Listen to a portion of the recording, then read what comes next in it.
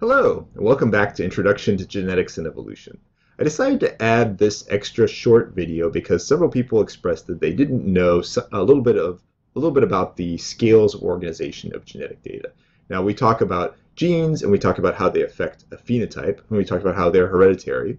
We mentioned DNA, but we never really said anything about how is it that the DNA sequence encoded in genes actually affects phenotypes.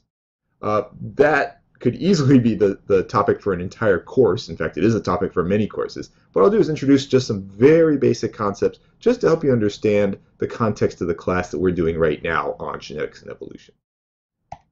Now, how is genetic information translated to phenotype? Now, we've already talked about how DNA is the primary hereditary material. That is the material that is organized in chromosomes, that is passed from parents to offspring, that is allowing this mechanism for heredity.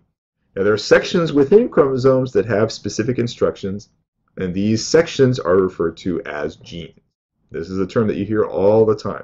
Now, the question I'm posing to you now is what or how does this impact the phenotype?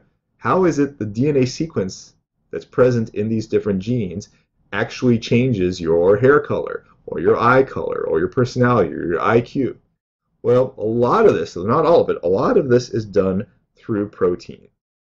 Now, you hear the term proteins all the time in the context of your diet. Are you getting enough protein? Oh, this kind of food is high in protein. And in fact, proteins are vitally important to many, many aspects of your health, well-being, and development. Some proteins are structural. They're basically putting you together. Some are mechanical. They're essential proteins in various of your muscles, for example. Some of them are biochemical. The enzymes that you use for digesting your food, for example, are largely protein-based. And they can even affect things like cell signaling. So your hormones, for example, have protein components. Now, the central dogma of molecular biology, this is a fundamental principle. And this is an oversimplification, I should stress ahead of time, but it is nonetheless a fundamental principle of molecular biology, is that there are three primary levels of genetic information. They are also interrelated to each other. Now, DNA, as we've talked about, is that hereditary material. It is passed to offspring, but it also replicates itself, both inside your body and in the context of transmitting this genetic information to offspring. So DNA replicates itself. DNA also produces RNAs, and we'll focus on one particular kind of RNA here, referred to as messenger RNA. Messenger RNA is an intermediate between DNA and proteins. There are some forms of RNA that are directly functional, but again, we'll be emphasizing it in this video, the messenger RNA, those ones which are actually putting together the protein sequence. And finally, these messenger RNAs are translated into protein. Now, the structure and content of these proteins are what directly impacts your phenotype, or how you look, how you feel, how you act. Now, proteins are actually composed of chains of amino acids. Again, you've probably heard the term amino acids in the context of things you want to get particular kinds of in your diet. But if you look over here on the right, we have a string of amino acids. So this would be part of a protein. If we zoom in on some of them, we see particular amino acids that you may have heard of: phenylalanine, leucine, serine, etc.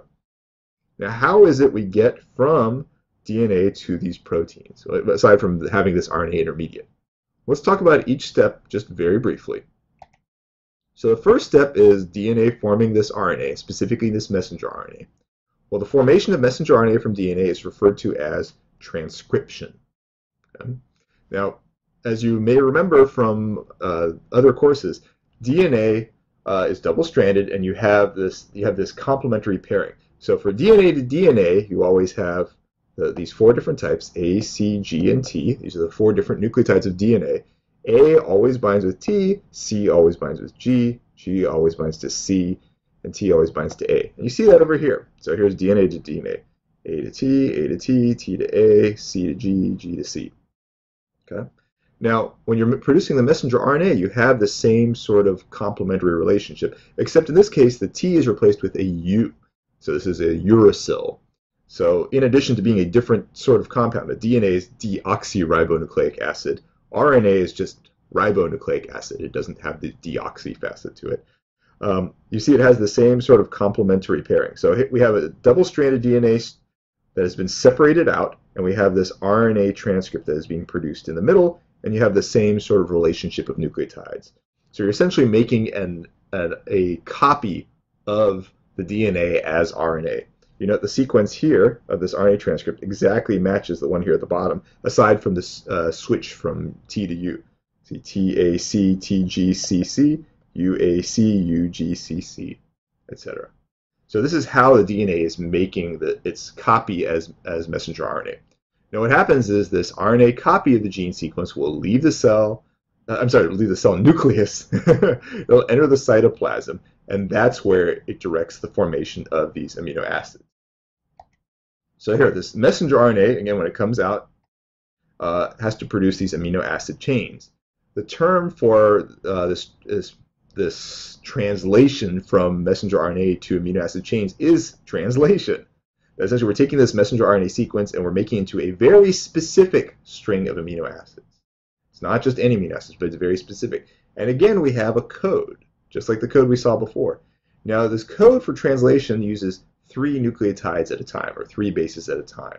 So this is a triplet code. So what happens, this is looking at the messenger RNA here on the bottom. We have an AUG, that is associated with one particular amino acid, methionine. ACG is associated with another amino acid. GUA is associated with another amino acid, etc. So it's going in this triplet code, 3 nucleotides at a time from messenger RNA to the resulting string of amino acids. Okay? This will continue until it gets to what's referred to as a stop codon. There are 3 different stop codons. This is one of them, UAA. UAA is not associated with amino acid, and it terminates the production of this string of amino acids. So we'll continue adding these on until you get to a stop codon, and then boom, done. We have completed the process. So let me show you how you actually identify these. There are tables, these are referred to as codon tables, that show you what AUG stands for, what UAA stands for in terms of amino acids. And here's a standard genetic code table. Here's AUG, as you saw before, is methionine. That is correct according to this table. UAA was the stop codon that you saw before as well. But you see all the different combinations. There's 64 different combinations because it's 4, since there's 4 nucleotides, to the 3rd power, because it's a triplet code. So 4 to the 3rd is 64, and that's the size of this table. There's 64 possibilities here, of which 61 are associated with amino acids. 3 of them are not. There's 3 stop codons that are not associated with amino acid. But we can immediately translate. CCC will give you a proline. An AAA in the messenger RNA will give you a lysine in the amino acid. So we have this perfect genetic code for putting these things together. Now, for closing, let me introduce some areas of the genome, because I'll be using these terms occasionally and I want you to be familiar with them. Again, as we mentioned before, genes are these areas that have amino acid coding segments. Not all of the gene, however, codes for an amino acid. There are some segments of genes that don't. And one example of a segment of a gene that does not do so is the intron. Now, introns are areas within genes that are actually spliced out of the messenger RNA. So an RNA is produced from a large segment of the gene, but then these intron regions just essentially get cut out of the final messenger RNA as it's put together. As a result of that, they do not affect the final amino acid sequence. Okay? That's a very important point. So intron sequences do not affect the final amino acid sequence. The other region I want to introduce to you is what's referred to as intergenic regions. These are the areas that are found between genes. Now, just because it's not found in a protein-coding gene does not mean it's not important, does not mean it does not have a function. In fact, a lot of these intergenic regions are functional. Several of them regulate how much messenger RNA is produced, especially from neighboring genes, but not exclusively.